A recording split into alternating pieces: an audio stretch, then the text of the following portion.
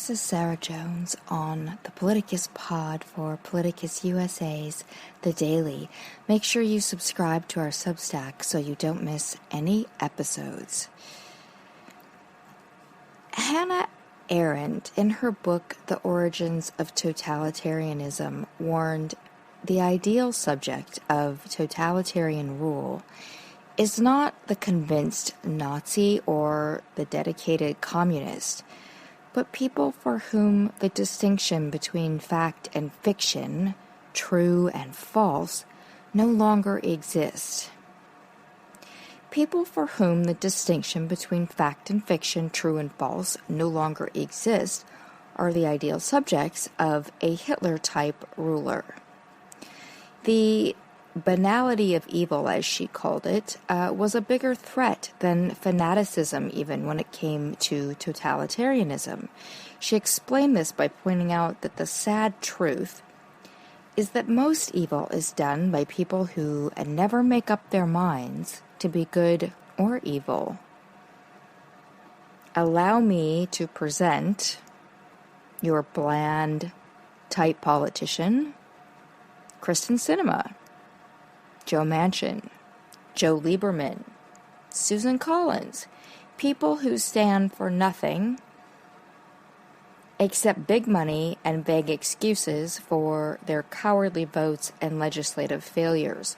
All of these people present themselves as centrist.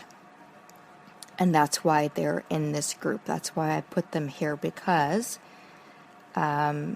they are people who straddle this line constantly. Although if you're really paying attention, you can see the bent is for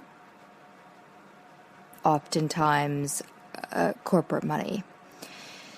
But how would you create a world in which people can't distinguish between fact and fiction?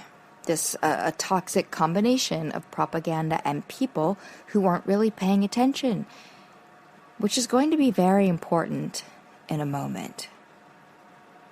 In early 2000, the Russian Federation President, Vladimir Putin, came under fire for the government's incompetence in handling a submarine accident. Putin learned from that event that the media was an enemy to be controlled.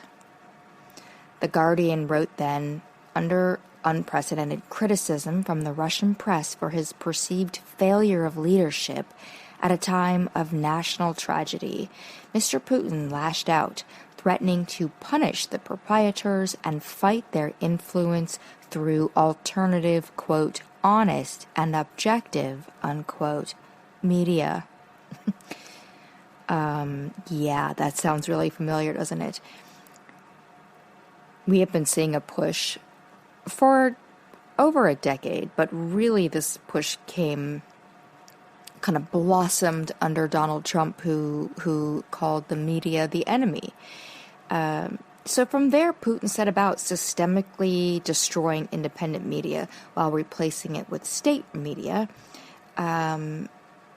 that would function like pure propaganda. This media sounds a lot like the worst slots of Fox News. There's a lot of shouting, hyperbolic insults, dehumanizing of the other, and most importantly, they always find a way to glorify Putin and Russia, even when it means blaming Russian war generals, which it does, because they have not been successful as they promised they would be in the war against Ukraine, or I should say immediately successful. So no one is safe when Putin is failing. That is the takeaway from the Russian media's rush to gloss over any failures. The BBC did an audiovisual piece on Putin's hold of the media, which tells the story of where it is now very succinctly, and I linked to that in the Substack, so you can jump over there and view that if it interests you. But the themes that sound familiar are Putin as the hero, Putin as the, quote, tough boss, Putin as the protector of the traditional family / Christian morals. These themes are repeated in Hungary now, for example, also because they go together with a democracy in name only.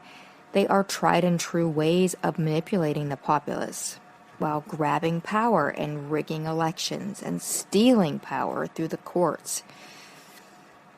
So this is where we're going to get into what I think poses a threat